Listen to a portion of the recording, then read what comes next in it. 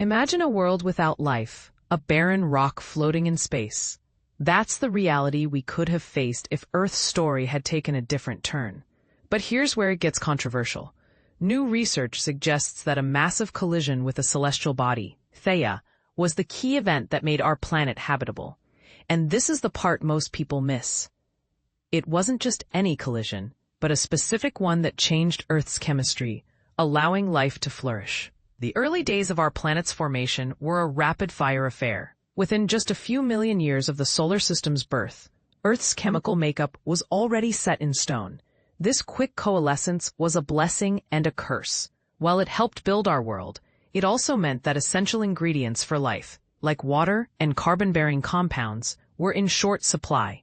Recent studies paint a stark picture. Early Earth was lacking in volatile organic compounds, VOCs, the building blocks of life.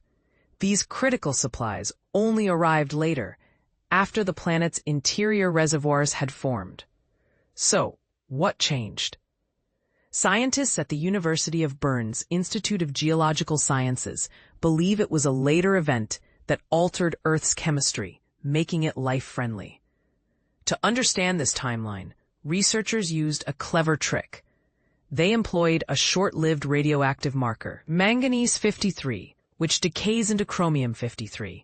With this precise stopwatch, they estimated that the proto-Earth's fundamental composition was established within 3 million years of the solar system's formation. But here's the kicker. By the time Earth's key reservoirs were in place, the volatiles were already missing. This means that life's essentials had to arrive later, after the blueprint was already set. And that's where Theia comes in. Theia, a Mars-sized object, is believed to have collided with the young Earth, creating the Moon.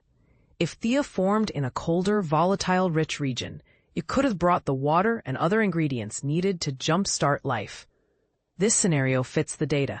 A fast formation followed by a later delivery that transformed the planet's surface. Without this delivery, Earth might have remained a dry, rocky world, even within the Sun's habitable zone. It's a reminder that location isn't everything. Timing and history matter too. Two similar-sized planets, at the same distance from their stars, can have vastly different fates, depending on when and how they acquire their volatiles. So, the next time you look up at the Moon, remember the role it played in our planet's story.